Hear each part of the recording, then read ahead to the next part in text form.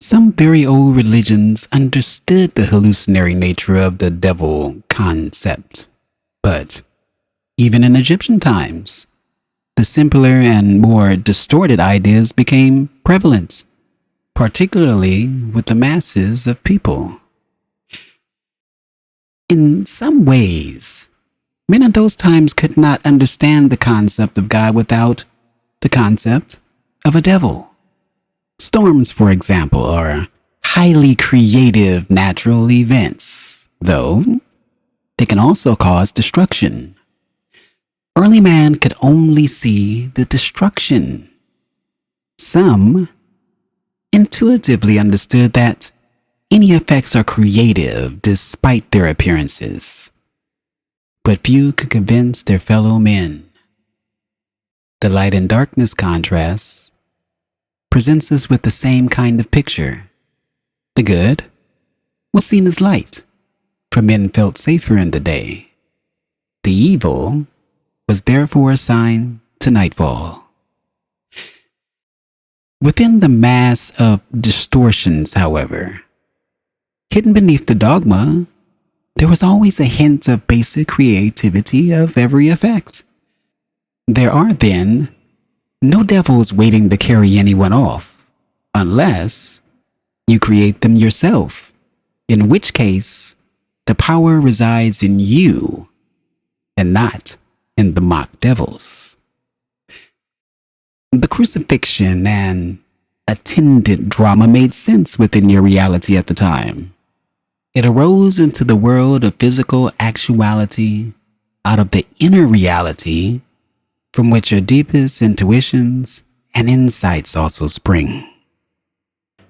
The race brought forth the events then that would best convey in physical terms this deeper non-physical knowledge of the indestructibility of the soul. This particular drama would not have made sense to other systems with different root assumptions than your own. The symbolism of ascent or descent or of light and dark will be meaningless to other realities with different perceptive mechanisms.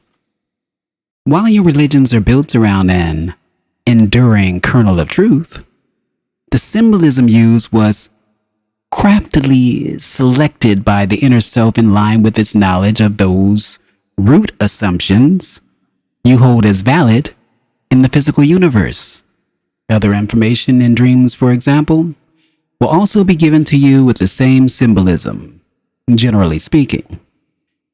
The symbolism itself, however, was simply used by the inner self. It does not inherently belong to inner reality. End of chapter 17, part 2. Seth speaks the eternal validity of the soul. Let's talk about it.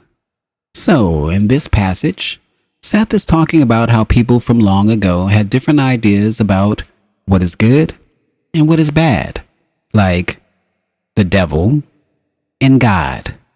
Seth points out that some people understood that these ideas were not real, but most people believed in them. For example, people thought that storms were bad because they could cause damage. But some of the wiser people knew that storms were also good because they could bring rain and help plants grow. However, it was extremely hard to get others to see it that way. Seth also points out that folks also thought that good things were like light and bad things like darkness. People felt safer during the day, so they thought of good things as light and bad things as darkness. Seth tells us that there are no real devils waiting to harm us unless we create them in our minds. In that case, the power to harm comes from our own thoughts, not from imaginary devils. Seth also talks about how the story of the crucifixion made sense to people back then because it helped them understand important ideas about the soul. But he also points out that this particular story might not make sense to those with different beliefs. If you've enjoyed this passage, please consider giving it a like, share it with a friend, and subscribe for more. What did you think about this one? Leave it in the comments below. And until the next time, thank you.